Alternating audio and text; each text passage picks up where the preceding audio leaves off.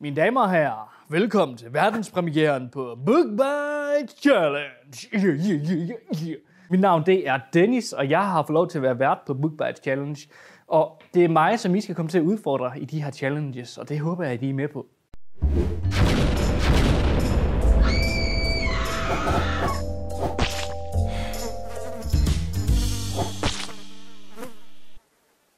Okay venner, er der nogen af jer, som der kan fortælle mig, hvad BookBite Challenge er?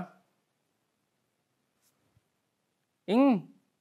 Hvad er det for en ungdom, vi har i dag? BookBite Challenge er simpelthen den vildeste mulighed for at udfordre mig til at udføre en eller anden form for challenge. Så det er Bookometeret.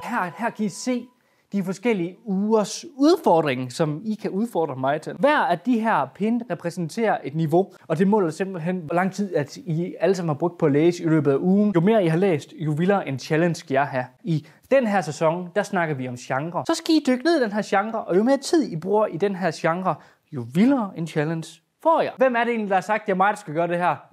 I morgen, det kunne lige så godt være dig. Her kan I så se de forskellige challenges, som jeg kan være udsat for. Jeg kan fortælle, at det er nogle af mine kollegaer, der har fundet på dem. Så jeg ved faktisk ikke helt, hvad der er for nogle challenges, jeg kan få endnu. Se, den første, det er, hvis I læser 20.000 minutter. Altså, jeg skal tænke på, at det er alle jer i hele Danmark. Hvis I læser 20.000 minutter på en uge, det kan I fint gøre. Så skal jeg, hvad står der på trin 1? Dennis skal spise en pose popcorn på under et minut. Sådan, yes.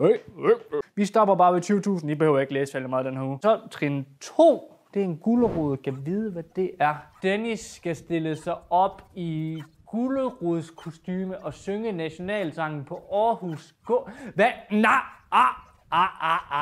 Det var ikke det, vi aftalte. Vi aftalte, det var søde challenges, vi starter med. Jeg skal ikke synge på Aarhus Gågade.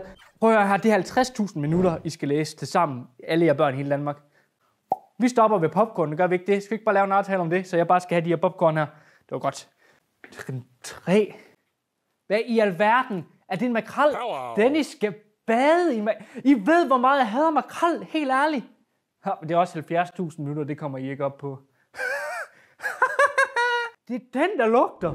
Okay, ja venner, i den her uge, der skal vi dykke ned i genren gys. Og giv mig cirka 1 minut, så ved I alt, hvad der er at vide om gys. Sådan cirka. Når man snakker om gys, så tænker mange af jer på måske på monstre, og på uhyre, og på mørke skove, mørke kældre og mørke rum.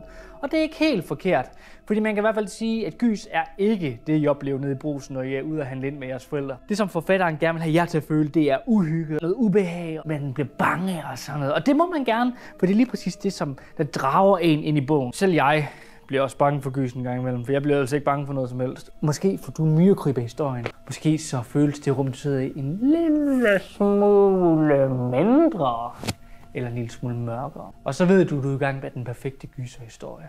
Og hvis du kigger under sengen, så finder du den afskyelige snemand. Nej, han bor ikke under sengen, han bor i skabet. Nå ja, så glemte jeg lige at fortælle, at du møder faktisk også forskellige uhyggelige væsener. Det kan være Slenderman. Det kan være zombies.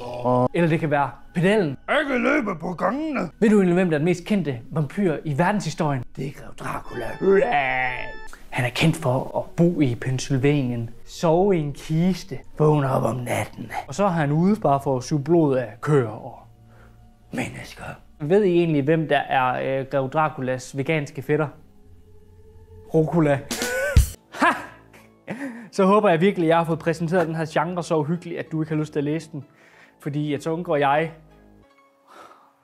bad makrel. Nå.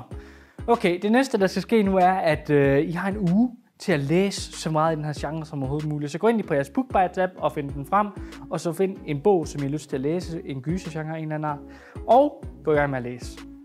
Så i næste uge, så kigger vi på, hvor meget at de har fået læst i den, og hvilken challenge, som jeg skal have. Jeg fik bare aftalt, at de holder under de 70.000, og så kun læser hernede. Sådan, det er bare guldråden. Ja, forresten, hvis der er nogen af jer i klassen, som egentlig har en eller anden form for challenge, som I gerne vil udfordre mig til, jamen så synes jeg bare, at I skal finde den her video på YouTube, og så gå ned herunder, hvor jeg står, så nævner min krop hernede, og skrive en kommentar med den challenge, som I synes, der kunne være rigtig spændende, at jeg skulle blive udfordret i.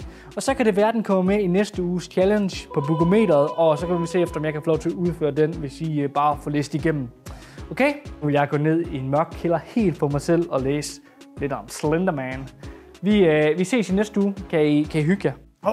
Og forresten, det er meget vigtigt for mig at sige, det handler altså ikke om at være verdensmester i læse. Det handler bare om at dykke ned i fortællingerne og få lov til at opleve bøgernes fantastiske historier. Så læs det, som du kan, og så er du med. Det var bare det. Mester og mestiner. Ses i næste uge. Dennis out.